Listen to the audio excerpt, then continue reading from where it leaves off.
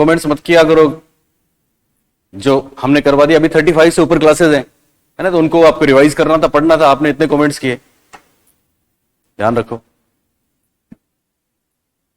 बाल विकास चल रहा था ना, बाल विकास। बाल विकास में हमने क्या क्या किया? बाल विकास में हमने सबसे पहले इन्फेंसी, चाइल्डहुड और एडोलसेंस कैरेक्टरिस्टिक्स की बात करी, विशेषताओं की बात करी। उसके बाद हमने कुछ मॉडल्स लिए, जिनमें पहला लिया था जीन पियाजे, है ना, संज्ञानात्मक विकास। उसके बाद हम सीधे सिगमंड फ्रॉइड में आ गए। अच्छा, कोहलबर्ग, लॉरेंस कोहलबर्ग किया था। पियाजे का मोरल डेवलपमेंट भी कर लिया था और कोहलबर्ग का मोरल डेवलपमेंट भी कर लिया था। ठीक है, जीन पियाजे का संज्ञानात्मक विकास भी किया और जीन पियाजे का नैतिक विकास भी किया। उसके बाद फिर हमने कोहलबर्ग का नैतिक विकास किया और फिर हम आए सिगमंड फ्रॉइड पे। सिगमंड फ्रॉइड की तीन चीजें हैं, इनको तीन पर्सपेक्टिव से हम पढ़ते हैं, या इनके तीन मॉडल्स हैं, यूं कहें। सबसे पहला हमने देखा डायनेमिक मॉडल। कौन सा मॉडल? डायनेमिक मॉडल दरअसल स्ट्रक्चर ऑफ पर्सनैलिटी था, जिसमें तीन प्रकार की पर्सनैलिटी की बात करी होगी, इड, ईगो और सुपर ईगो। उसके बाद हमने देखा टोपोग्राफिकल मॉडल। कौन सा मॉडल? जिसको हिंदी में क्या बोलते हैं? स्थलाकृति मॉडल। कौन सा मॉडल? स्थलाकृति मॉडल। और उसमें हमने स्ट्रक्चर ऑफ माइंड की बात करी। याद रखना, इड, ईगो, सुपर ईगो है स्ट्रक्चर ऑफ पर्सनैलिटी, और ये जो तीन लेवल्स हैं माइंड के, वो है चेतन, अचेतन और अवचेतन। याद रखना, अवचेतन अर्धचेतन का दूसरा नाम है।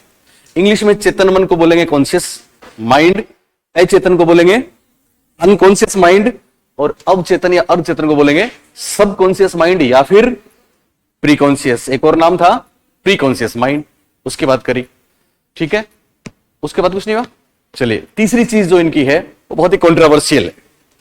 उस पे बहुत से लोग इनसे खफा हो गए, नाराज हो गए, और उन्होंने अपना एक नया स्कूल बना लिया। और वो जिस बात पे नाराज हुए वो था सेक्सुअल अर्ज, वो बात थी सेक्सुअलिटी। और नाराज होने वालों ने एक नया स्कूल बनाया, और वो लोग कहलाए नव फ्राइडवादी। क्या कहलाए? नव फ्राइडवादी, जिनमें कार्ल जुंग से लेके, केरन हार्ने से लेके, अल्फ्रेड एडलर जैसे बहुत से नाम है। तो वो कौन सी बात है जिसके लिए फ्राइड बहुत प्रसिद्ध भी हुए और बहुत इनका विरोध भी हुआ? वो दरअसल इनकी साइकोसेक्सुअल स्टेजेस हैं 5, जो हिंदी में कहलाएंगी मनोलैंगिक विकास। हिंदी में क्या बोलेंगे? मनोलैंगिक विकास। और इंग्लिश में बोलते हैं साइकोसेक्सुअल डेवलपमेंट। क्या बोलते हैं? Psychosexual development. तो तीसरा इनका जो मॉडल है वो साइकोसेक्सुअल डेवलपमेंट है। आज हम उसी की बात करेंगे। तो हेडिंग डालिए, आप हेडिंग डालिए, मनोलैंगिक विकास।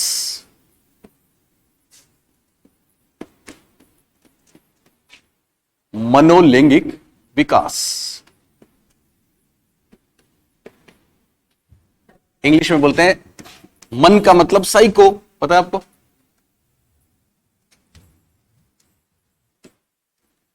सेक्सुअल, साइकोसेक्सुअल डेवलपमेंट, मनोलैंगिक विकास, साइकोसेक्सुअल डेवलपमेंट। सिगमंड फ्राइड साहब की बात चल रही है। सिगमंड फ्रॉइड, इंग्लिश में इनकी स्पेलिंग होती है FREUD, जो आप सब जानते हो क्योंकि आप हमारे बच्चे हो। पता नहीं होगे, नहीं हो? ओके। मनोलैंगिक विकास, साइकोसेक्सुअल डेवलपमेंट, सिगमंड फ्रॉइड, या सिगमंड फ्राइड चलेगा।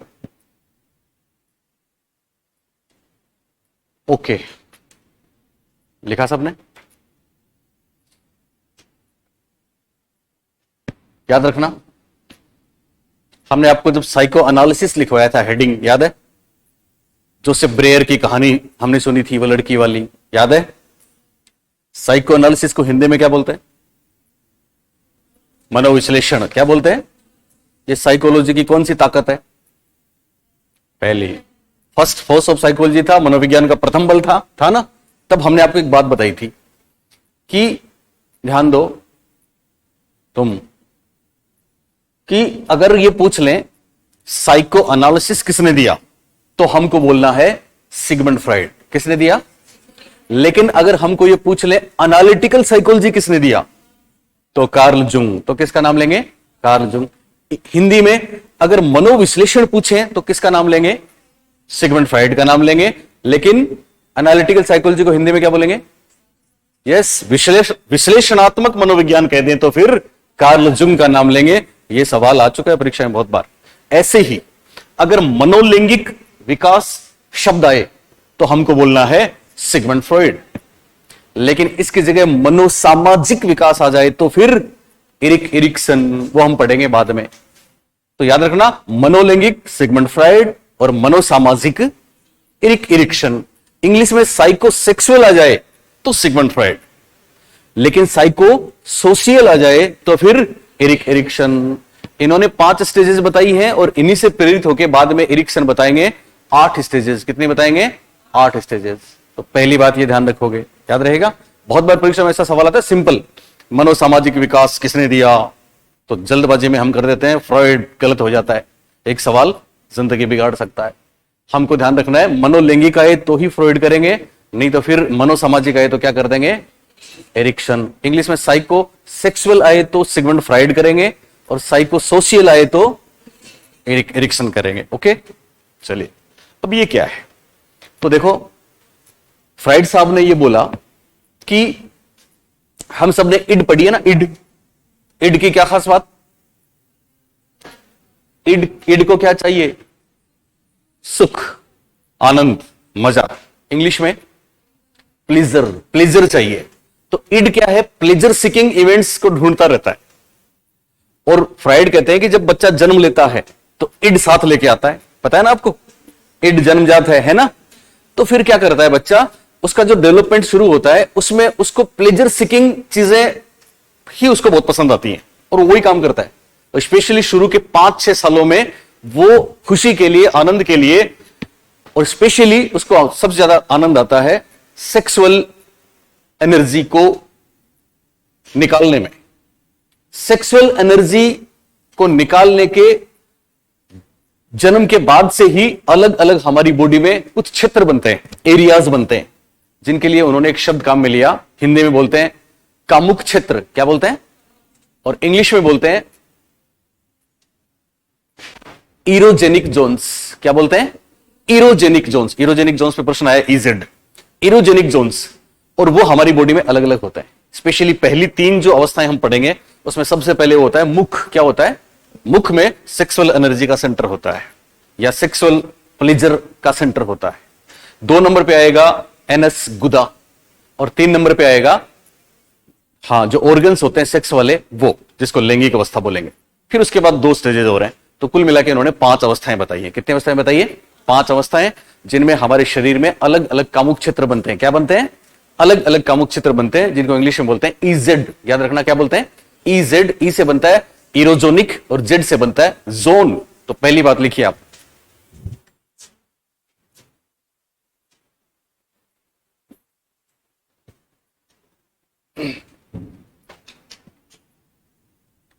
लिखें फ्रॉइड के अनुसार, कभी फ्रॉइड कभी फ्राइड चलेगा। फ्रॉइड के अनुसार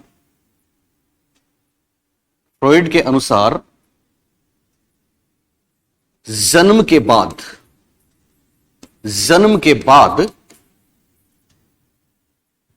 फ्रॉइड के अनुसार जन्म के बाद शरीर के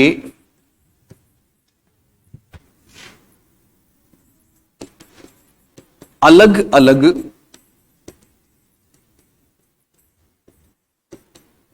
फ्रॉइड के अनुसार जन्म के बाद शरीर के अलग अलग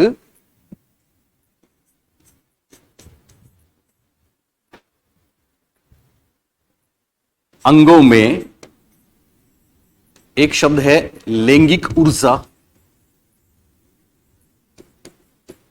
ओब्लिक, इसी को फ्राइड ने एक नाम और दिया है जीवन ऊर्जा, ओब्लिक लाइफ एनर्जी,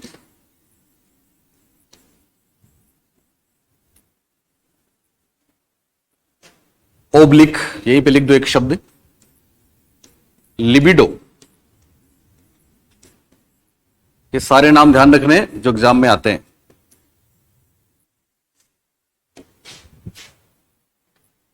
फ्रॉइड के अनुसार जन्म के बाद शरीर के अलग अलग अंगों में लैंगिक ऊर्जा या जीवन ऊर्जा या लाइफ एनर्जी या लिबिडो केंद्रित रहती है, केंद्रित रहती है, जिनसे केंद्रित रहती है, जिनसे बालक आनंद, और ब्रैकेट में लिखोगे प्लेजर, जिनसे बालक आनंद प्लेजर प्राप्त करता है। फ्रॉइड के अनुसार जन्म के बाद शरीर के अलग अलग अंगों में लैंगिक ऊर्जा या जीवन ऊर्जा या लाइफ एनर्जी या लिबिडो या इंग्लिश में लिबिडो केंद्रित रहती है, अलग अलग अंगों में केंद्रित रहती है, जिनसे बालक आनंद प्राप्त करता है, प्लेजर प्राप्त करता है। आगे लिखना है, फ्रॉइड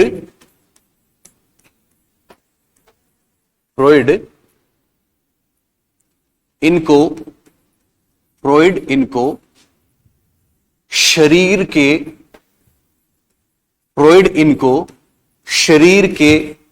कामुक क्षेत्र, और ब्रैकेट में ये बहुत इंपॉर्टेंट है, ब्रैकेट में इरोजिनस जोन्स अथवा इजेड। फ्रॉइड इनको शरीर के कामुक क्षेत्र या इरोजिनस जोन्स या इजेड नाम देते हैं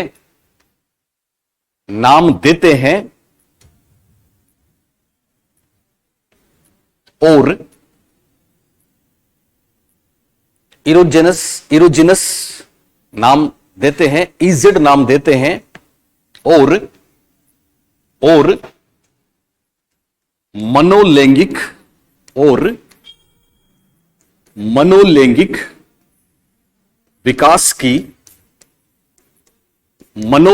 विकास की निम्न 5 अवस्थाओं का उल्लेख करते हैं। फ्रॉइड इन्हें शरीर के कामुक क्षेत्र या इरोजिनस जोन्स या इजेड कहते हैं, नाम देते हैं, और मनोलैंगिक विकास की कितनी अवस्थाएं बताते हैं? 5 अवस्थाएं बताते हैं। तो यहां तक सिंपल बात। क्या क्या ध्यान रखना है यहां पे? एक तो ध्यान रखना है मनोलैंगिक, जिसको इंग्लिश में बोलते हैं साइको सेक्सुअल। दूसरी बात, अवस्थाएं कितनी? 5। तीसरी बात, ये अवस्थाएं जो हैं उनका आधार है हमारे शरीर के इजेड। क्या आधार है? इजेड का पूरा नाम क्या है? इरोजेनस जोन्स, और हिंदी में इनको क्या बोलते हैं? कामुक क्षेत्र, यानी जहां जहां ऊर्जा संचित रहती है।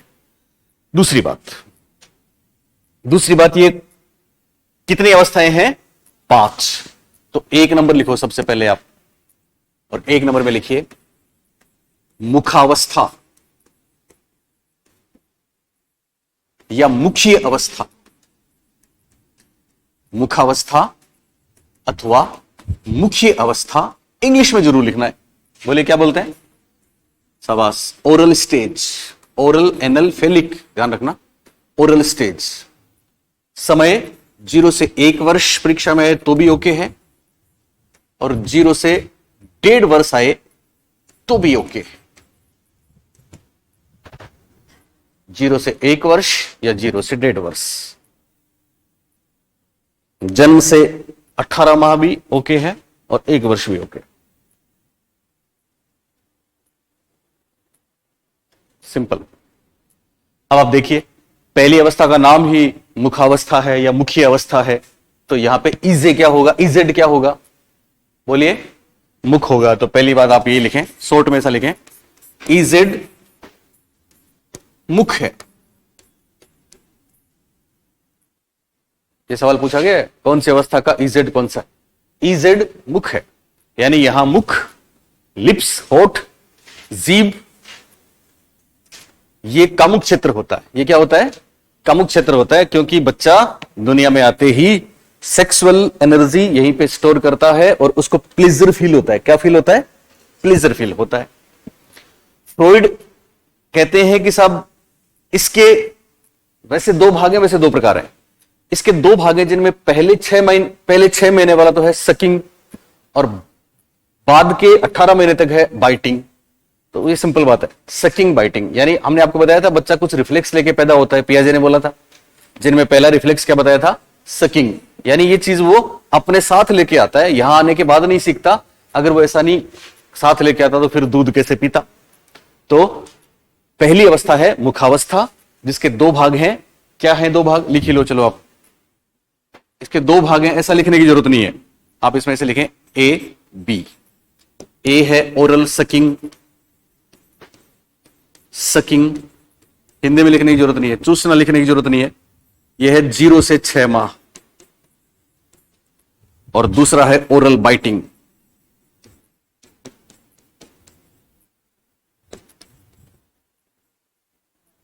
ये 6 माह से 18 माह। 1.5 वर्ष करें तो, नहीं तो 6 से 12 माह भी हो सकता है। ये एक सिंपल सी बात है। ओरल सकिंग 6 माह, ओरल बाइटिंग 6 से 18 माह। सकिंग का मतलब वो हर चीज को मुंह में लेता है, सक करता है और फिर बाद में काटने भी लगता है।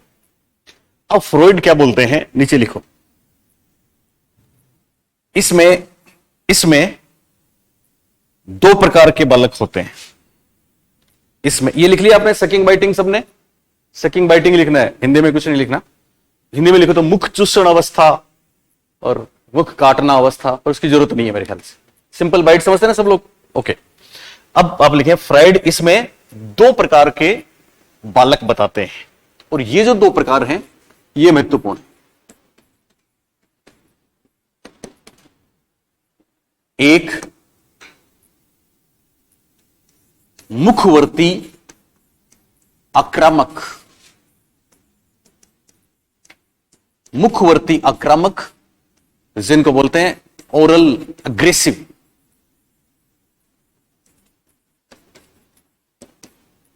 और दूसरे मुखवर्ती निष्क्रिय, मुखवर्ती निष्क्रिय, इनको बोलते हैं ओरल पैसिव।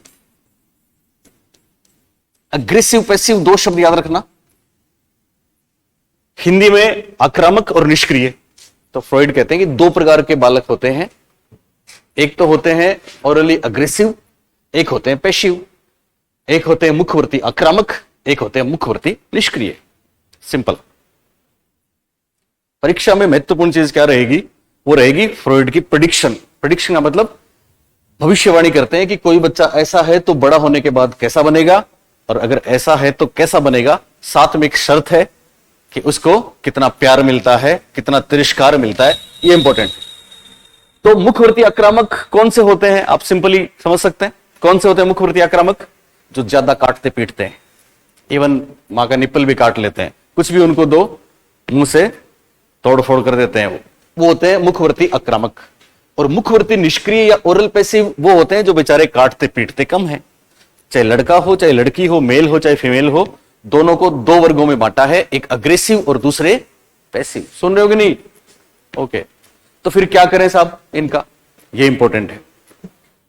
फ्राइड कहते हैं कि अगर आपका बच्चा कैसा भी है, अगर ज्यादा काटता पीटता है तो भी नेचुरल है, नॉर्मल है, और अगर निष्क्रिय है, पैसिव है, तो भी वो नॉर्मल है।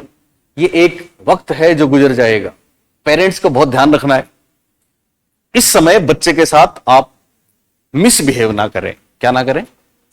आप बोलेंगे साहब कोई पेरेंट्स, माता पिता अपने बच्चे के साथ मिसबिहेव कर सकता है क्या? बिल्कुल कर सकते हैं। क्यों कर सकते हैं? क्योंकि साइकोलॉजी का ज्ञान नहीं होता, इसलिए हम अक्सर क्या करते हैं? मिसबिहेव करते हैं। क्या मिसबिहेव कर सकते हैं? छोटा सा बच्चा है ना, अगर वो इसमें है, अग्रेसिव में है, तो अक्सर मां क्या करती है? उसको डांट देती है, या छोटी सी गुड़िया है, अगर उसको डांट दिया, जोर से बोल दिया, ऐसे हिला दिया, चप्पत लगा दी, तो काम खराब हो गया।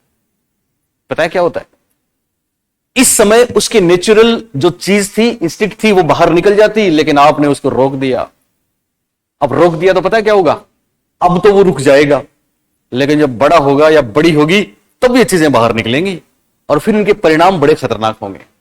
इसको बोलते हैं सिगमंड फ्राइड की प्रिडिक्शन, इनको बोलते हैं सिगमंड फ्राइड की भविष्यवाणियां। तभी तो कहते हैं कि साहब, सिगमंड फ्राइड कहते हैं कि एक व्यक्ति को जो भी बनना होता है वो शुरू के 4-5 या 5-6 वर्षों में बन जाता है।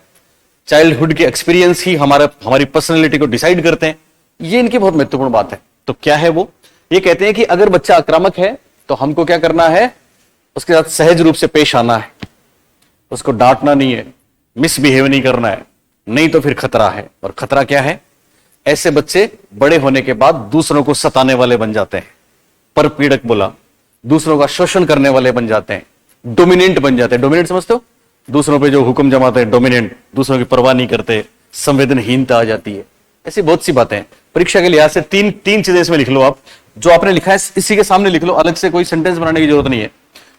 मुखवर्ती आक्रामक बच्चे भविष्य में क्या बन सकते हैं, तो आप लिखो प्रभुत्वकारी, मतलब डोमिनेंट, दूसरों को सताने वाले, परपीड़क और शोषण करने वाले। तो हो गया ना कबाड़ा। काश वो 1 साल हम अच्छे से गुजार देते, लेकिन तब हमने गड़बड़ करी और उसकी जिंदगी खराब हो गई। ऐसा फ्रॉइड बोलते हैं।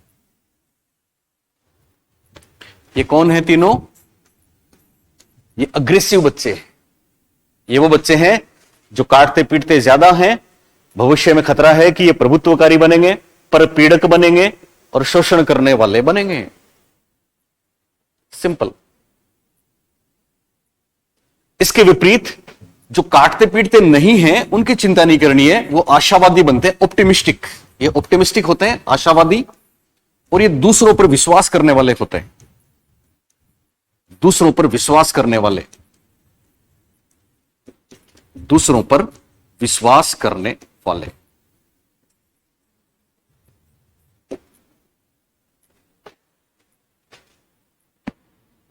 मुखवर्ती आक्रामक, प्रभुत्वकारी, परपीड़क, शोषण करने वाले बनेंगे अगर मिसबिहेव हुआ तो, लेकिन नीचे वाले आशावादी और दूसरों पर विश्वास करने वाले बनेंगे। क्या बनेंगे, आशावादी और दूसरों पर विश्वास करने वाले। आप मुझे बताएंगे, क्या सभी अग्रेसिव आक्रामक बच्चे परपीड़क और शोषण करने वाले बनेंगे? नहीं बनेंगे। कौन से बनेंगे? यस, जिनके साथ उनके पेरेंट्स ने सही तरीके से व्यवहार नहीं किया, जिनको पूरा प्यार नहीं दिया, केयर नहीं करी, जिनका अपमान किया, तिरस्कार किया, जिनको पनिश किया। अगर आपने पनिश किया तो बच्चे ऐसा बन सकते हैं। ये बात सिंपल, क्लियर सबको, कोई चिंता की बात नहीं है। तो याद रखना, पहली स्टेज का नाम हिंदी में क्या था? एक नाम बोलो मुखावस्था, दूसरा नाम बोलिए मुखी अवस्था। इंग्लिश में ओरल स्टेज। समय कितना? 0 से 1 या 0 से 1.5 वर्ष। और फिर अगर ऐसा पूछ ले सब, ऐसी कोई बात आ जाए परीक्षा में कि इसके सकिंग और बाइटिंग के हिसाब से समय को हम बांटे, तो सकिंग 0 से 6 माह और बाइटिंग 6 से 1 साल या 6 से 1.5 साल हो जाएगा। फिर इसमें 2 प्रकार के बच्चे होते हैं। पहले कौन से? मुखवर्ती आक्रामक और दूसरे मुखवर्ती निष्क्रिय। आक्रामक को इंग्लिश में क्या बोलेंगे? Oral aggressive. क्या बोलेंगे? Oral aggressive. और निष्क्रिय को ओरल पैसिव। ओरल अग्रेसिव है या ओरल पैसिव है, हमको उनके साथ सही व्यवहार करना है, नहीं तो खतरा है। क्या खतरा है? ओरल अग्रेसिव बच्चे क्या बन सकते हैं? 3 बातें। पहला प्रभुत्वकारी, दूसरा परपीड़क और तीसरा शोषण करने वाले। लेकिन निष्क्रिय बच्चों की चिंता नहीं है, क्योंकि वो क्या बनेंगे? आशावादी और दूसरों पर विश्वास करने वाले। सिंपल। लेकिन 1-2 बातें और हैं जो इस स्टेज की काफी महत्वपूर्ण है, कुछ बड़ी परीक्षाओं में पूछी गई है। वैसे मैं आपको अलग से लिखाऊंगा। एक तो मैंने एक सवाल दिया था कम्युनिटी पे, आपने देखा? क्या आंसर किया? आज जो लेटेस्ट सवाल था मेरा, चैनल पे नहीं आए? आना था ना, क्यों नहीं आए? आंसर क्या था? क्या आंसर? आपने क्या किया बताओ ना, क्या बोल रही हो? किया ही नहीं। देखा था? चलिए, तुमने क्या किया? नहीं किया। कल आज अर्ली मॉर्निंग डाला था मैंने, आपके पास आ रहा था तो मैंने कहा एक सवाल डाल दो। चलिए, एक्चुअली वो सवाल क्या था, सुन रहे हो? फ्रॉइड साहब कहते हैं कि साहब जब एक स्टेज के बाद दूसरी स्टेज आएगी ना, ध्यान दो प्रियंका, एक अब निकाल रही हो सवाल, निकाल लो। एक स्टेज के बाद दूसरी स्टेज आती है, सुन रहे हो ना? तो सब कुछ ठीक ठाक रहता है तब तो ठीक है, लेकिन ठीक ठाक नहीं रहता तो गड़बड़ है। तभी तो हम पढ़ रहे हैं ना, ये गड़बड़ के तो मामले हैं। तो फ्रॉइड कहते हैं कि हर स्टेज में कोई ना कोई कॉन्फ्लिक्ट होता है। क्या होता है? कॉन्फ्लिक्ट होता है, कोई क्या बोलते हैं इसको हिंदी में, द्वंद्व होता है ना, या कोई संकट होता है, कोई ट्रांसमिशन वाली चीज होती है। अगर उसका ठीक तरीके से रिजोल्यूशन कर दें, अगर उसको सही तरीके से वो मतलब कुल मिला के सही तरीके से माँ बाप का और चारों तरफ जो लोग हैं उनका प्यार मिले, तो फिर क्या होता है, बच्चा अगली स्टेज में चला जाता है। लेकिन अगर गड़बड़ होती है तो बच्चा उसी स्टेज में स्टक कर जाता है, उसी से चिपका रहता है। वैसे बड़ा हो गया, क्या कहते हैं ना, कई बार बड़े हो गए लेकिन अभी भी वो बच्चा है, तो बड़ा हो गया लेकिन वो ओरल स्टेज में टिका रहेगा। तभी ये चीजें आएंगी उसमें बड़े होने के बाद, ठीक है? तो एक किसी खास स्टेज में चिपक के रह जाना फिक्सेशन कहलाता है। क्या कहलाता है? फिक्सेशन, जिसको हिंदी में बोलते हैं स्थिरीकरण। क्या बोलते हैं? स्थिरीकरण। अब वो सवाल मैंने स्थिरीकरण पे दिया था। स्थिरीकरण क्या है? स्थिरीकरण दरअसल साइकोसेक्सुअल स्टेजेस में जब बच्चा अगली स्टेज में चला जाता है लेकिन पहले वाली स्टेज की चीजें अनसुलझी रह जाती हैं, नॉट रिजोल्व नहीं होती, तो फिर वो पुरानी स्टेज में ही, पहले वाली स्टेज में ही टिका रहता है। हालांकि वैसे बड़ा हो जाता है उम्र के हिसाब से, लेकिन उसमें वो चीजें रहती हैं जो पहले वाली स्टेज में थी। इसको बोलते हैं स्थिरीकरण। क्या बोलते हैं? और इसके स्थिरीकरण में ये बताया उन्होंने, मैं लिखवाऊंगा, अलग से टेबल है, कि बड़े होने के बाद बच्चा स्मोकिंग करता है। क्या करता है? स्मोकिंग। क्योंकि उस समय आपने उसको रोक दिया, अब उसकी चीजें किस रूप में निकल रही हैं? इस रूप में भी निकल रही हैं। साथ में स्मोकिंग करेगा, ड्रिंकिंग करेगा, नेल बाइटिंग करेगा, गम च्यूइंग करेगा, ओवर ईटिंग करेगा। जो लोग बहुत ज्यादा खाते हैं, स्मोकिंग करते हैं, ड्रिंक करते हैं और नेल बाइटिंग करते हैं, ऐसे बच्चे फ्रॉइड कहते हैं, इस बात का रिव्यू भी करेंगे हम लास्ट में, तो आप जानोगे कि साहब फ्रॉइड कहते हैं कि साहब बचपन में ये हुआ, जब वो 1 साल का था तब उसके साथ ये हुआ, तो वो जब जवान हो गया तब उसके प्रभाव इस रूप में सामने आते हैं। इसको बोलते हैं स्थिरीकरण। क्या बोलते हैं? Negative impact. एक बात वो आएगी वापस, इसलिए आपको वापस वहां पे लिखाऊंगा। दूसरी महत्वपूर्ण बात, फ्रॉइड कहते हैं कि इस स्टेज में 2 तरह के रिफ्लेक्स होते हैं जो दोनों महत्वपूर्ण है। एक तो सकिंग, क्या बोला? दूसरा रिफ्लेक्स बाइटिंग रिफ्लेक्स नहीं है, दूसरा रिफ्लेक्स हमने आपको बताया था रूटिंग। क्या बताया था? याद है रूटिंग क्या था? जैसे ही होठों पे या गालों पे आप कुछ भी हाथ लगाओगे तो वो क्या करेगा? मुंह खोल देगा और सक करेगा, उसको सक करेगा। कोई भी चीज है मुंह में लेगा ना। तो 2 रिफ्लेक्स इसमें होते हैं, वो सिंपल बात है। सब में रिफ्लेक्स नहीं आएंगे, केवल इसी में फ्रॉइड ने बोला है कि 2 रिफ्लेक्स आएंगे। और एक बहुत बड़ी बात उन्होंने बोली है कि एक इसमें कॉन्फ्लिक्ट रिजोल्व होता है। इस अवस्था की सबसे बड़ी बात यह है कि इस अवस्था का विकास तब मानते हैं जब एक कॉन्फ्लिक्ट होता है, वो रिजोल्व होता है, और उस कॉन्फ्लिक्ट को इंग्लिश में बोलते हैं विनिंग। क्या बोलते हैं? विनिंग। आप में से कोई बता सकता है विनिंग क्या होता है? दरअसल विनिंग क्या होता है सुन लें। विनिंग का मतलब है कि जब बच्चा ब्रेस्ट फीडिंग को छोड़ के सॉलिड फूड लेता है, मां के दूध को छोड़ के जब बच्चे को सॉलिड फूड देना शुरू करते हैं, लगभग 6 माह की अवस्था है, तो वहां एक बहुत बड़ा कॉन्फ्लिक्ट पैदा होता है। अगर वहां सही तरीके से बच्चे को प्यार से टेकल करेंगे तो ये रिजोल्व हो जाएगा, नहीं तो फिर गड़बड़ हो जाएगी। इसलिए इस अवस्था की एक और महत्वपूर्ण बात है। तो स्थिरीकरण लिखने की जरूरत नहीं है, नोट करके लिखो आप। Note note note note Freud note. Freud Hindi में बोलेंगे स्तनपान छूटना। स्तनपान छूटना, ब्रैकेट में विनिंग जरूर लिखना है। विनिंग, ये जीतने वाली विनिंग नहीं है, ये दूसरी विनिंग है। फ्रॉइड के अनुसार स्तनपान छूटना ब्रैकेट में विनिंग मुख्य अवस्था का प्रमुख विकास है। मुख्य अवस्था का प्रमुख विकास है। बस इतनी बात याद रखें। फ्रॉइड के अनुसार स्तनपान छूटना या विनिंग मुख्य अवस्था का क्या है? प्रमुख विकास है। सिंपल। पहली अवस्था पढ़ी हमने जिसका नाम क्या था? मुखावस्था। क्या नाम था? मुखावस्था। इंग्लिश में क्या बोलेंगे? Oral stage. महत्वपूर्ण बात ध्यान रखनी है कि हर अवस्था में कोई ना कोई हमारे शरीर में कामुक क्षेत्र होता है। तो मुखावस्था में सिंपल मुख था, क्या हो जाएगा वो? इसको इंग्लिश में बोलेंगे EZ। क्या बोलेंगे? ओके। अब दो चीजें सकिंग और बाइटिंग अगर पूछ ले कहीं तो आप ध्यान रखना। साथ में फिर अगली बात, दो प्रकार के बच्चे होंगे, एक तो मुखवर्ती आक्रामक और दूसरे मुखवर्ती निष्क्रिय। आक्रामक को इंग्लिश में बोलेंगे अग्रेसिव, निष्क्रिय को बोलेंगे पैसिव। उसके बाद फिर हमने देखा बस सिंपल कि इसमें एक डेवलपमेंटल कॉन्फ्लिक्ट को दूर करने वाली बात है और वो है विनिंग। बोलिए क्या नाम है? विनिंग। बोलो इंग्लिश में क्या बोलेंगे? विनिंग। और विनिंग को हिंदी में क्या बोलेंगे? स्तनपान छूटना। क्या छूटना? स्तनपान छूटना। और ये पहली स्टेज में हो जाएगा अराउंड 6 मंथ, वो लिखने की जरूरत नहीं है। अब है दूसरी स्टेज, 2 नंबर डालो। और अब आ जाएगी गुदावस्था या गुदीय अवस्था भी कह सकते हैं। गुदावस्था या गुदीय अवस्था, इंग्लिश में यस एनल स्टेज। और ये अगर आपने 0 से 1 किया है तो 2 से 3 दोनों ही करने हैं आपको। मतलब इनकी सीरीज चलती है 0 से 1। जैसे हमने शेष अवस्था में आपको बताया था 0 से 1, फिर 2 से 3, 4 से 6, 7 से 12, 13 से आगे। और वैसे करें तो फिर ओब्लिक करके 1.5 से 3 वर्ष। 1.5 से 3 वर्ष।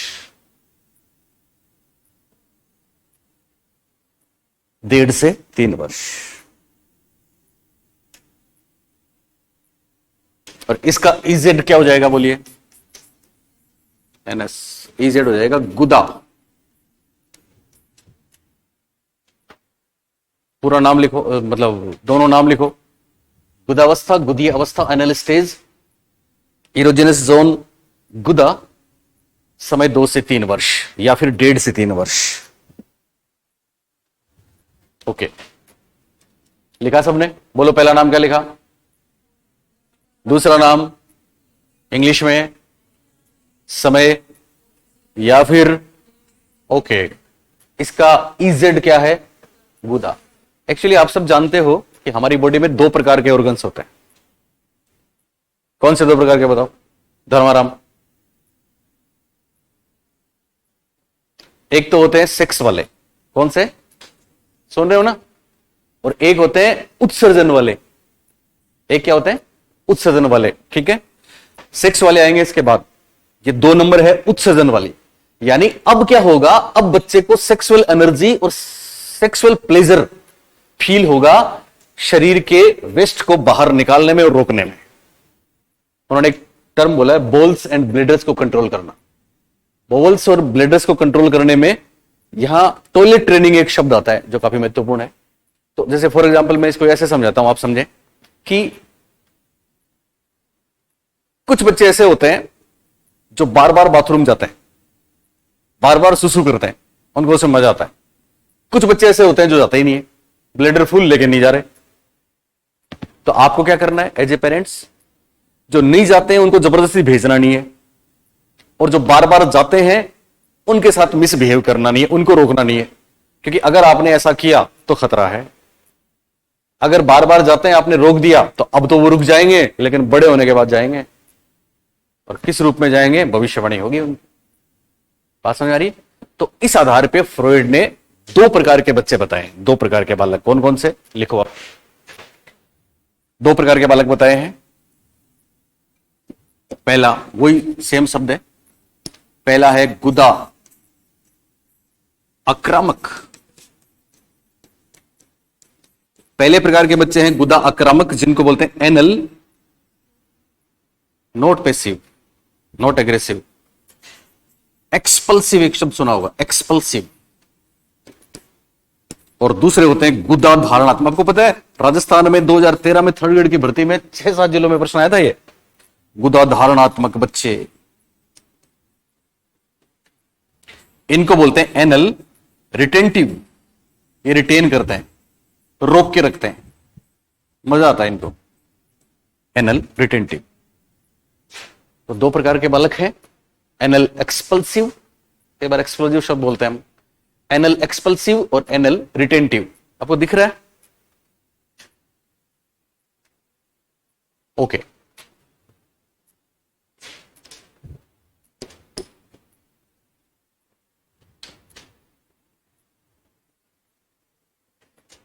बताओ दो प्रकार के बच्चे पहले कौन से?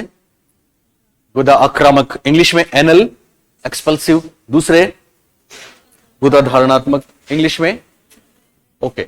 आप में से शायद कोई बता देगा। चलिए गरिमा आप बताओ, जो सवाल आया था कई जिलों में, गुदा धारणात्मक बच्चे भविष्य में क्या बनते हैं? आप बताओ, उत्कर्ष वाली लड़की, आया था ना सवाल ये? कोई भी, चलो। हठी व कंजूस क्या बनते हैं? हठी व कंजूस बनते हैं। हठी कंजूस जिद्दी, में लिखवाऊंगा। सुन ले, ये कौन होते हैं? गुदाक्रामक बच्चे कौन से होते हैं? जो बार बार सुसु करते हैं। इनको बार बार करने में मजा आता है। तो हमको क्या करना है बोलो? तभी तो कहते हैं ना बच्चा पालना कोई वो हंसी खेल थोड़ी है। हमको क्या करना है? हमको बस उसे प्यार करना है। एक खास बात इसमें, छोटी सी साइड में आप कहीं पे लिख लो, इसमें मेन चीज होती है ये वाली, ऐसा लिख लो या इंग्लिश में लिख लो, टॉयलेट ट्रेनिंग। टॉयलेट हम बोलते हैं वॉशरूम, मतलब दोनों चीजें हो सकती हैं। मतलब बाथरूम जाने वाले को भी टॉयलेट बोलते हैं, हम बोलते हैं ना। टॉयलेट ट्रेनिंग है इसमें खास बात, टॉयलेट ट्रेनिंग। कहीं भी लिख लो साइड में टॉयलेट ट्रेनिंग, कहीं भी लिख लो पीछे टॉयलेट ट्रेनिंग।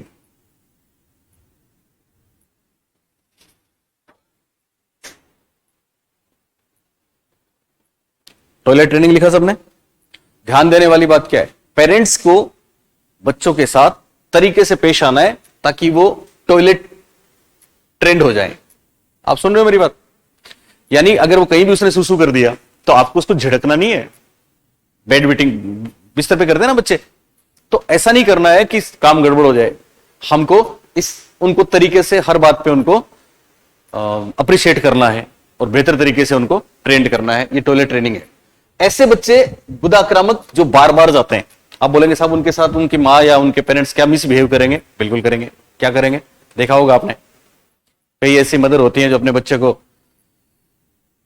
कहीं जाना है उनको, है ना, 2 घंटे 3 घंटे कहीं भी, तो वो ओके बाथरूम करवाया, फिर बोला अगले 2 घंटे सुसु कर दिया तो ठीक नहीं है, बस कर दिया उसका कबाड़ा। ये मेरे साथ रियल हुआ है। जयपुर में जहां हम रहते थे, हमारे जस्ट पड़ोस में एक यूनिवर्सिटी प्रोफेसर थी। अब वो क्या करे, उसकी भी मजबूरियां, उसको अपने 7 बजे 8 बजे यूनिवर्सिटी में जाना था। तो हालांकि साइकोलॉजी की नहीं थी, नहीं तो ऐसा नहीं करती। तो रोज उनका बच्चा बाथरूम में रोता था क्योंकि वो जबरदस्ती करती थी, 10 मिनट बचे, अभी कर। तो जबरदस्ती कराना भी गलत है और कर दिया तो फिर रुकवाना भी गलत है। बात समझ आ रही है आपको? अगर आपने ऐसा किया तो फिर खतरे हैं। क्या खतरे हैं? अगर बच्चा एक्सपल्सिव है, बार बार जाता है, तो हमको उसको रोकना नहीं है। अगर रोकेंगे तो अब तो वो रोक लेगा, बाद में निकालेगा। बाद में क्या निकालेगा? बाद में वो निकालेगा, किस रूप में निकालेगा? वो क्रूअल बन जाएगा। क्या बन जाएगा? क्रूर बन जाएगा। लगभग वैसी बात है परिपीड़क वाली बात। उसमें ज्वेलसी की भावना हो जाएगी, वो जलन निकालेगा दूसरों के प्रति। महिलाओं में तो बहुत जबरदस्त बात बोली है कि महिलाएं तो ऐसी बन जाती हैं जो किसी दूसरी, मतलब मैन को डोमिनेट करती हैं और किसी दूसरी को सहन नहीं कर सकती। वो उनसे ज्वेलसी होती है, ऐसा फ्रॉइड ने बोला। इस बात की आलोचना भी करी है उन्होंने, आपके केरेन हार्नी ने। वो वाली बात भी परीक्षा में है, वो मैं आपको लिखाऊंगा। इस स्टेज में और अगली स्टेज में और पहली स्टेज में, 3 स्टेज में ये चीजें महत्वपूर्ण है। बाद में 2 अलग हैं। तो गुदाक्रामक में क्या हो जाएंगे बच्चे? भविष्यवाणी क्या है लिख दो आप आगे। बच्चे बनेंगे क्रूअल, विद्वेषी मतलब जलन रखने वाले, ईर्ष्यालु, तो अगर किसी में ईर्ष्या होगी तो उसकी जिंदगी खराब होगी ना, वो तो दूसरों के साथ वैसे ही करते रहेंगे। क्रूर, विद्वेषी। एक डिस्ट्रक्टिव शब्द आता है जिसको हिंदी में बोलते हैं विनाशक। आपने सुना है विनाशक? और समयबद्ध बिल्कुल नहीं होते, ऑर्डरली नहीं होते, समयबद्ध नहीं।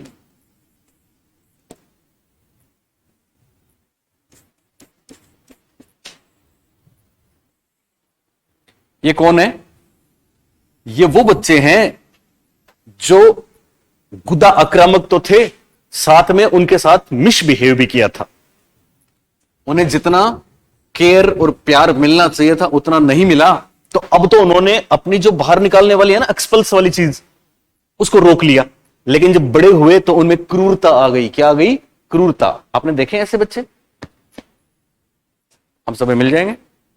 देखा आपने कई बार कुछ बच्चे ऐसे होते हैं, छोटे छोटे कोई कीट पतंगे चल रहे होते हैं, तो वो देखते हैं उनको फिनिश, वो क्रूर है, क्रूवल है, विद्वेषी, दूसरों से जलन रखने वाले, विनाशक, डिस्ट्रक्टिव। समझते हो आप डिस्ट्रक्टिव? हम कई बार देखते थे कोचिंग में, याद इतना नहीं है, प्लास्टिक की कुर्सियां लगी हैं, बच्चे बैठे हैं, छुट्टी हो गई, इनके कांस्टेबल के उनके बैच में देखना, कुछ बच्चे ऐसे होते हैं जो उनको मौका मिलना चाहिए, कोई नहीं देख रहा, कुर्सी को तोड़ दिया, तोड़ दिया। मौका मिलना चाहिए, तोड़ फोड़ करते हैं। वो कौन होते हैं? वो होते हैं जो उस समय निकाल नहीं पाए, अब निकल रहा है। तो अगर हमने ऐसा किया अपने बच्चों के साथ तो गलत किया ना। इसलिए फ्रॉइड को भविष्यवक्ता कहते हैं। इसलिए फ्रॉइड के सिद्धांत में कहते हैं कि साहब फ्रॉइड की जो प्रेडिक्शन है वो बहुत ही क्रांतिकारी है, हालांकि कंट्रोवर्शियल भी है, विरोधाभासी भी है। तो क्रूर बनेंगे, विद्वेषी बनेंगे, विनाशक बनेंगे, समयबद्ध नहीं होंगे। समयबद्ध का मतलब होता है, एक शब्द टर्म आती है मेसी, मतलब बिल्कुल अस्त व्यस्त रहेंगे, कोई डिसिप्लिन नाम की चीज नहीं है, कोई टाइम टेबल नहीं है, बस निकालते फिरते हैं। वो बात समझ आ रही? क्या निकालते हैं? फीलिंग्स, आक्रामकता, क्रूएलिटी। सुन रहे हो मेरी बात? समझ रहे हो कि नहीं? ओके, तो हमको ध्यान रखना है, बच्चों के साथ मिसबिहेव नहीं करना है, क्योंकि ये वक्त है जो गुजर जाएगा। अगर हमने ये किया तो गलत होगा, पहली बात। दूसरे कौन से होते हैं? गुदा धारणात्मक, इंग्लिश में एनल, रिटेंटिव। तो रिटेंटिव का मतलब रिटेन करते हैं। रिटेन का मतलब रोक के रखना। रिटेन का मतलब क्या होता है? रोक के रखना, धारण करना। ये बच्चे बाथरूम जाते ही नहीं है, जबरदस्ती भेजना पड़ता है। तो इनको जबरदस्ती नहीं भेजना है, क्योंकि अब तो आपने जबरदस्ती इनका निकलवा दिया। सुन रहे हो मेरी बात? तो बाद में रोक लेंगे। बाद में क्या रोक लेंगे? पैसा। इसलिए बन गए कंजूस। क्या बन गए? हठी, जिद्दी, कंजूस। ये मेरे ख्याल से 10 बार आ चुका है परीक्षाओं में कि गुदा धारणात्मक बालक भविष्य में क्या बन सकते हैं? हठी, कंजूस। तो लिखो, इसकी भविष्यवाणी क्या है? आपके पास जगह है, आप लिख लो। हठी, जिद्दी, कंजूस व समयबद्ध।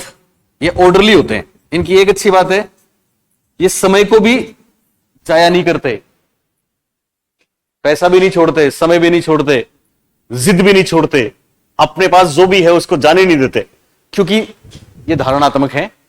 वो बात रिप्रेस हो गई, उस समय निकल जाती तो निकल जाती, पर उस समय तो हमने रोक दिया और अब ये ऐसे बन गए। दोनों बातें क्लियर हुई? हठी, जिद्दी, कंजूस व समयबद्ध। वह ऊपर वाले समयबद्ध नहीं, ऊपर वाले तो समयबद्ध नहीं, और ये समयबद्ध होते हैं। लिखा सबने? तो हम पढ़ रहे हैं साइकोसेक्सुअल दूसरी स्टेज। दूसरी स्टेज को इंग्लिश में क्या बोलेंगे? बोलो। Anal stage. एनल स्टेज में 2 प्रकार के बच्चे, पहले तो गुदा आक्रामक और दूसरे गुदा धारणात्मक। गुदा आक्रामक को क्या बोलेंगे? एनल एक्सपल्सिव। इंग्लिश के शब्दों को साथ साथ ध्यान में रखा करो, आप बहुत काम आएंगे। जिस दिन पेपर दोगे ना उसमें बहुत मजा आएगा, क्योंकि वो बातें केवल आपको ही आएंगी, बाकी पब्लिक देखेगी। और 5 से 7 प्रश्न हर परीक्षा में ऐसे होंगे जो इंग्लिश के टर्म से आपको बहुत फायदा करेंगे। एक हो गए एनल एक्सपल्सिव और दूसरे एनल रिटेंटिव। क्या बोलेंगे? रिटेंसिव, रिटेंटिव एक ही बात है। रिटेंटिव, रिटेन करेंगे। एक्सपल्सिव कौन से होते हैं? गुदा आक्रामक। क्या खास बात होती है इनकी? गुदा आक्रामक क्या करते हैं? रोकते हैं कि बार बार जाते हैं? बार बार जाते हैं। और धारणात्मक क्या करते हैं? रोकते हैं। और अगर हमने मिसबिहेव किया आक्रामक के साथ, क्या मिसबिहेव हो सकता है, बार बार जाने को पे रोक लगाई ना हमने, ये तो मिसबिहेव हुआ, तो क्या करेंगे, अब तो रोक लेंगे लेकिन बाद में निकालेंगे। तो ऐसे बच्चे क्या बन सकते हैं, क्या भविष्यवाणी है, क्रूर, विद्वेषी, विनाशक और समयबद्ध नहीं होते। विनाशक क्या होते हैं, जो तोड़ फोड़ करते रहते हैं। दूसरे गुदा धारणात्मक, जो जाते ही नहीं है, बाथरूम से एग्जांपल ले सकते हो आप। ऐसे बच्चे भविष्य में क्या करेंगे, हठी, जिद्दी, कंजूस और समयबद्ध होंगे, क्योंकि जिस समय उनका वक्त था रोकने का तब तो हमने रोकने नहीं दिया, और अब ये क्या कर देंगे, रोकेंगे। बात समझ में आ रही है? खास बात, उसका कॉन्फ्लिक्ट था विनिंग, पहली वाली स्टेज का कॉन्फ्लिक्ट था स्तनपान छूटना। ब्रेस्ट फीडिंग छोड़ के सॉलिड भोजन देते हैं ना छोटे बच्चों को, दाल वाल कुछ 6 महीने के अराउंड, तो वहां पे था स्तनपान का छूटना। वैसे ये चीज दोबारा आएगी, फिक्सेशन में मैं लिखवाऊंगा। और यहां पे है टॉयलेट ट्रेनिंग, इसका मुख्य विकास क्या है, टॉयलेट ट्रेनिंग। बात क्लियर हुई? तीसरी सबसे इंपॉर्टेंट, सबसे खतरनाक, आपको पता है पहली का इजेड था मुख, दूसरी का इजेड था उत्सर्जन या गुदा, एनस, और इसका लिंग, लैंगिक, जेनाइटल। तो इसको बोलते हैं लैंगिक अवस्था। इसको क्या बोलते हैं, लैंगिक अवस्था। इसके बहुत से नाम है हिंदी में, कभी लैंगिक अवस्था आता है, कभी लिंग अवस्था आता है,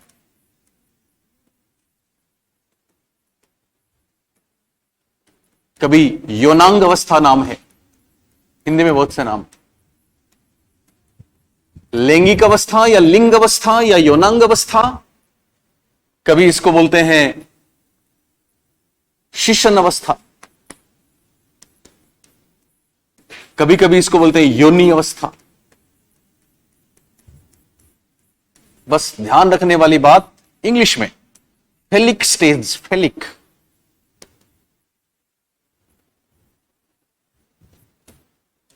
इसका समय 3 से 5 वर्ष भी ओके है, 3 से 6 वर्ष मिले कहीं, या 4 से 6 वर्ष मिले तो भी ओके। 3 से 5 वर्ष कर दो आप, 4 से 6 भी कर सकता, दोनों कर दो।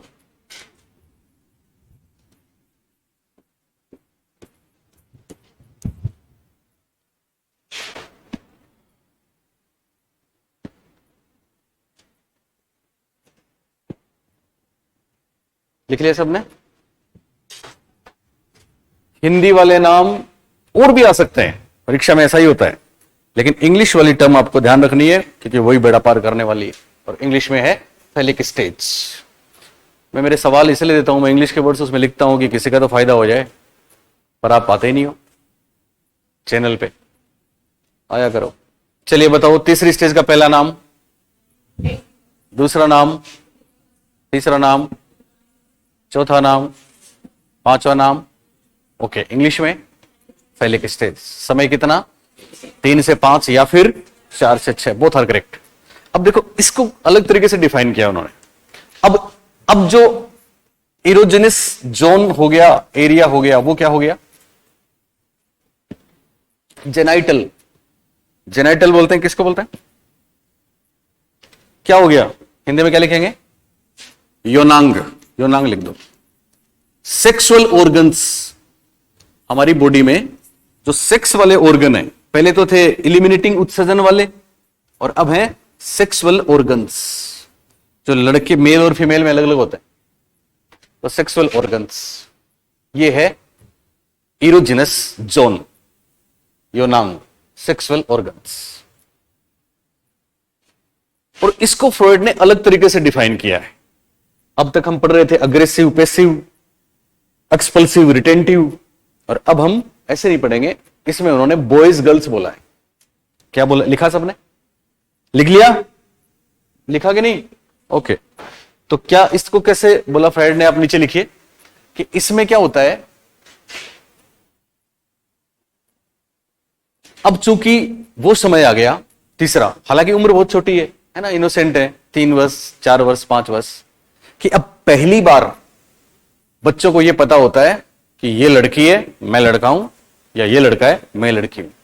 यानी पहली बार सेक्सुअल ऑर्गन्स के बारे में वो जानेंगे। सबसे पहले उनको किस में प्लेजर मिलता था? पहली अवस्था में किसी भी चीज को मुंह में लेने में, चूसने में, सक करने में, बाइट करने में सेक्सुअल प्लेजर मिलता था। ये कौन करवा रहा है काम? इड करवा रही है। कौन करवा रही है? इड, क्योंकि इड को तो प्लेजर चाहिए। उसके बाद 2 नंबर पे उनको किस में प्लेजर मिला, किस में आनंद मिला? बाथरूम जाने में बार बार या रोकने में। और अब किस में प्लेजर मिलेगा? चूंकि यौनांगों पे आ गई, इसलिए फ्रॉइड कहते हैं कि यहां बच्चे छूकर प्लेजर सीकिंग करते हैं ऑर्गन्स को, इतनी अर्ली स्टेज। लेकिन साथ में जो बड़ी कंट्रोवर्शियल बात है, जिस पे विवाद हुआ था, वो फ्राइड ये कहते हैं कि साहब इस अवस्था में बच्चे, लड़के और लड़की, मैंने आपको बताया था इलेक्ट्रा ओडिपस, याद है आपको? हाँ, तो इलेक्ट्रा ओडिपस का ये दौर है, ये दौर भी गुजर जाएगा। यहां मिसबिहेव नहीं करना है, यहां बहुत बड़ा खतरा है। क्या खतरा है और क्या बोला उन्होंने, उसके लिए आप नीचे लिखो। फ्रॉइड कहते हैं, सिंपल फ्रॉइड कहते हैं, लिखने की जरूरत नहीं है, ऐसे लिख लें, बॉयज में ओडिपस और गर्ल्स में इलेक्ट्रा। इस पे बहुत से प्रश्न बनते हैं जो परीक्षाओं में आ चुके हैं।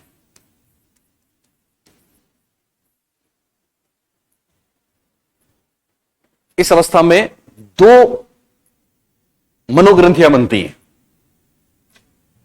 2 ग्रंथियां हैं, लड़कों में ओडिपस और लड़कियों में इलेक्ट्रा।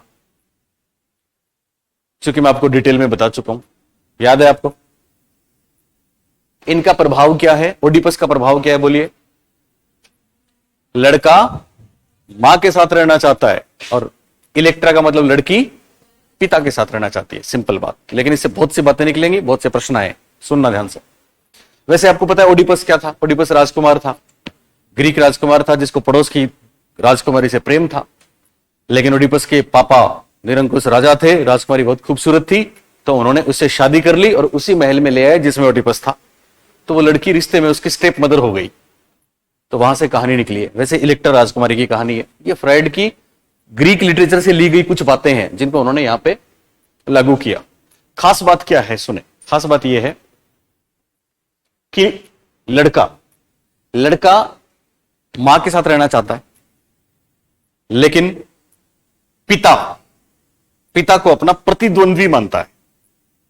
लड़का मां के साथ रहना चाहता है, लेकिन फादर को राइवल समझता है। राइवल कि मेरे और मां के बीच में ये कौन है जो हमको अलग करते हैं, जुदा करते हैं। हमको क्या करना है? ये वक्त गुजर जाएगा, 2 साल का गुजर जाएगा ना। हमको ध्यान रखना है, मिसबिहेव ना करें। पर बहुत बार ऐसे अमनोवैज्ञानिक माता पिता होते हैं जो यहां बहुत बड़ी गलती कर बैठते हैं। क्या गलती कर बैठते हैं? फ्राइड कहते हैं कि कई बार ऐसा हो सकता है कि साहब बच्चा, लड़के की बात कर रहा हूं, लड़का है अभी, वो है पास में, तो उसके मतलब उसको दूर करके अगर पति पत्नी एक साथ होते हैं तो बहुत बार देखा गया है कि उससे सहन नहीं होता और वो दोनों के बीच में घुस जाता है, मां से लिपट जाता है। लेकिन उसको डर लगता है। हां, फ्रॉइड ने बोला है उसको डर लगता है पिता का, और एक चिंता होती है उसके मन में कि ये शक्तिशाली हैं, इसलिए कहीं ये मेरा लिंग कटवा ना दें। ये वाली बात जो मैंने बोली ना, इसमें प्रश्न आया। इसको क्या बोलते हैं? इसको बोलते हैं कैस्ट्रेशन एंजाइटी। क्या बोलते हैं इसको? Castration anxiety. हिंदी में बोलते हैं वंध्याकरण चिंता। क्या बोलते हैं? तो सब बच्चों में नहीं होती वंध्याकरण चिंता, केवल उन्हीं बच्चों में होती है जिनके पेरेंट्स अमनोवैज्ञानिक होते हैं और उस मासूम के मन पे, दिल पे क्या गुजरती है उसका उनको एहसास नहीं होता। यह सवाल आया परीक्षा में, इसलिए ओडिपस के सामने आप लिख लें। 2 बातें लिखेंगे यहां पे। एक तो ये वाली बात, कैस्ट्रेशन एंजाइटी, कैस्ट्रेशन एंजाइटी। इसको हिंदी में बोलेंगे वंध्याकरण चिंता। जब भी परीक्षा में प्रश्न आया था तो लगभग बच्चे गलत करके आए थे, क्योंकि उनको लगा वंध्याकरण वाली बात तो लड़कियों की है, जबकि लड़कियों की नहीं थी, ये तो लड़कों की थी। वंध्याकरण चिंता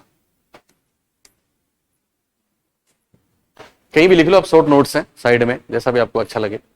कैस्ट्रेशन एंजाइटी का संबंध बॉयज से कि गर्ल्स से, तो हम बोलेंगे बॉयज से। कैस्ट्रेशन एंजाइटी का संबंध ओडिपस कॉम्प्लेक्स से।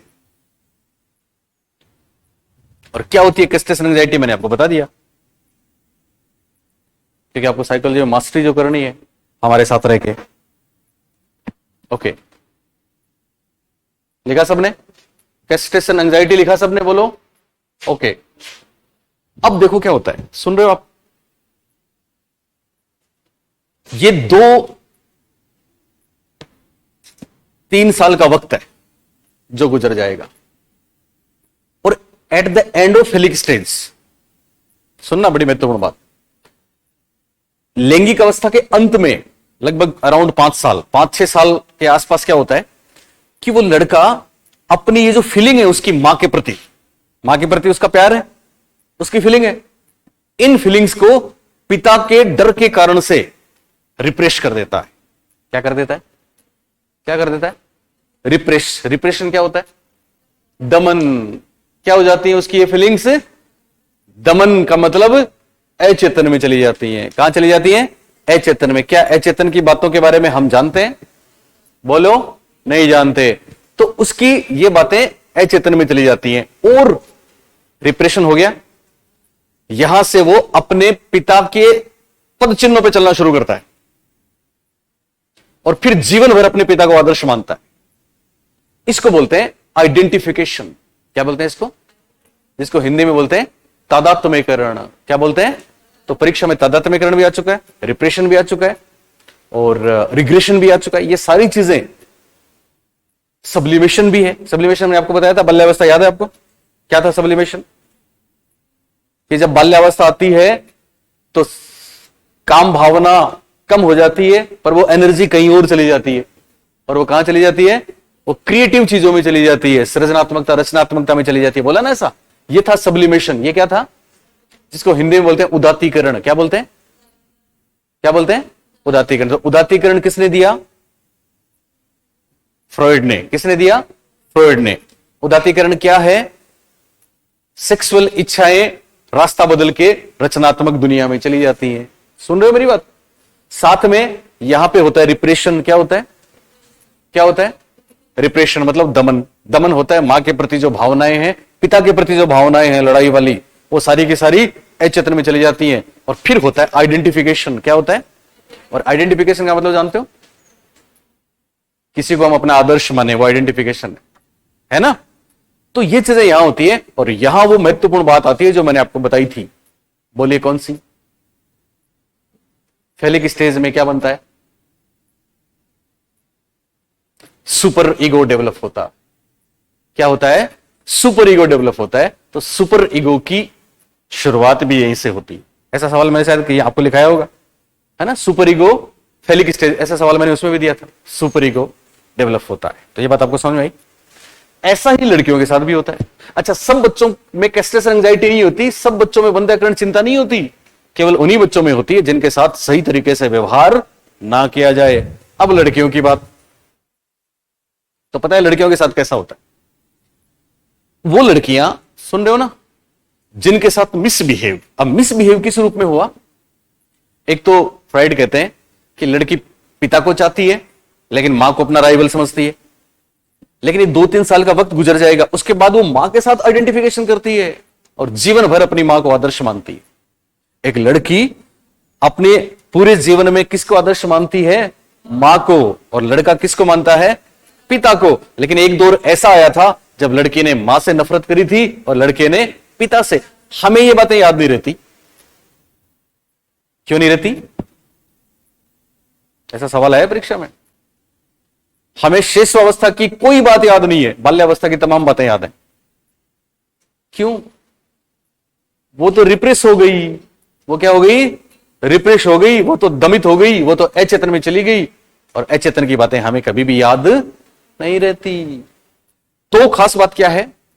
लड़कियों की बात करें, लड़की पिता को चाहती है लेकिन मां को राइवल समझती है, प्रतिद्वंदी है। फिर अगर उसके साथ मिसबिहेव हुआ, यहां फ्रॉइड कहते हैं कि मिसबिहेव कैसे होता है? ऐसे घर जिनमें लड़कों को लड़कियों पे तरजीह दी जाए, ऐसे घर जिनमें लड़कों को लड़कियों से पहले उनका ख्याल रखा जाए। कुछ भी दूध का गिलास दे रहे हैं, अब वो इनोसेंट है, वो जानती नहीं क्या है, भाई क्या है, मैं क्या हूं, नहीं जानती। लेकिन अगर उसकी माने के नहीं, पहले भाई को, तू बाद में, बस हो गया मिसबिहेव। अगर पेरेंट्स ने उसको रोक दिया, उसको कहा कि इसको पहले तेरे को बाद में, अच्छी बात है इसको पहले तेरे को बाद में, और खराब बात है काम करना है तो तू कर, वो नहीं, तो पता है उस मासूम पे क्या गुजरेगी, उसको क्या एहसास होगा। देखो ये चीजें रिसर्च करके इन लोगों ने, जो किसी को याद नहीं रहता उन चीजों को भी बाहर लेके आए हैं, तभी तो साइकोलॉजिस्ट है। आप सुन रहे हो मेरी बात। अगर लड़की के साथ ऐसा किया, दोहरा बर्ताव किया, तो वो सोचती है कि ये क्या बात है, आखिर मेरे साथ ऐसा क्यों कर रहे हैं। फिर वो भाई को देखती है तो उसको पता लगता है कि इसके ऑर्गन्स अलग है, मेरे ऑर्गन्स अलग है। तो उसके दिमाग में एक बात आती है कि हां, मेरे पास भी भाई जैसे ऑर्गन्स थे, लेकिन मां ने कटवा दिया। मां ने क्या किया? कटवा दिया। लड़के में तो ये होती है कि कहीं कटवा ना दें, वंध्याकरण चिंता, एक्सटेशन एंजाइटी, कैस्टेशन एंजाइटी। और लड़की को ये था कि मेरे भी ऐसे ऑर्गन्स थे, पर मां इसकी जिम्मेदार है कि आज मेरे को ऐसा बना दिया। इसको फ्राइड क्या बोलते हैं? कौन सी इनवी? Penis env. इसको बोलते हैं पेनिस इनवी। तो लड़कों के सामने लिख दो, गर्ल्स के सामने लिख दो पेनिस इनवी, पेनिस इनवी। लिंग ईर्ष्या, देखा कभी आपने लिंग ईर्ष्या का प्रश्न परीक्षा में? लिंग ईर्ष्या होती है लड़कियों में और वंध्याकरण चिंता होती है लड़कों में। तो लिंग ईर्ष्या, पेनिस इनवी। वो बुलाने लग गए।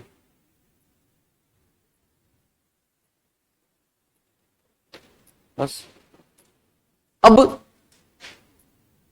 खास बात ये ध्यान रखना आपको, इनके खतरनाक भविष्यवाणियां हैं, हम आपको बताएंगे लड़के क्या बन सकते हैं भविष्य में और लड़कियां क्या बन सकती हैं। सभी नहीं, ऐसे लड़के जो ओडिपस अबद्ध रह गए या जिनमें वंध्याकरण चिंता हो गई, या ऐसी लड़कियां जो इलेक्ट्रा अबद्ध रह गई या लिंग ईर्ष्या हो गई, उनको खतरा है, उनका खतरा है।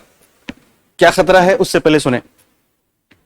अभी तक हमने देखा साइकोसेक्सुअल की तीसरी स्टेज, उसके बहुत से नाम थे। बोलो पहला नाम, बोलो लैंगिक अवस्था। दूसरा नाम लिंग अवस्था। तीसरा नाम, चौथा नाम और पांचवा नाम। इंग्लिश में कौन सी स्टेज? फेलिक स्टेज। याद रखने वाली बात, बॉयज में कौन सी ग्रंथि बनती है? ओडिपस। और गर्ल्स में कौन सी? इलेक्ट्रा। ओडिपस ग्रंथि का प्रभाव है, लड़का किसको चाहता है? मां को, और इलेक्ट्रा के कारण लड़की पिता को। लेकिन अगर उनके साथ मिसबिहेव होता है तो लड़कों में कौन सी चिंता आ जाती है? कौन सी चिंता? वंध्याकरण चिंता, जिसको इंग्लिश में कौन सी एंजाइटी बोलते हैं? कैस्टेशन एंजाइटी। और लड़कियों के साथ मिसबिहेव होता है तो उनमें कौन सी ईर्ष्या आ जाती है? लिंग ईर्ष्या, जिसको इंग्लिश में कौन सी इनवी बोलते हैं? पेनिश इनवी। और इनके प्रभाव बड़े खतरनाक, वो हम बताएंगे आपको कल, आज नहीं।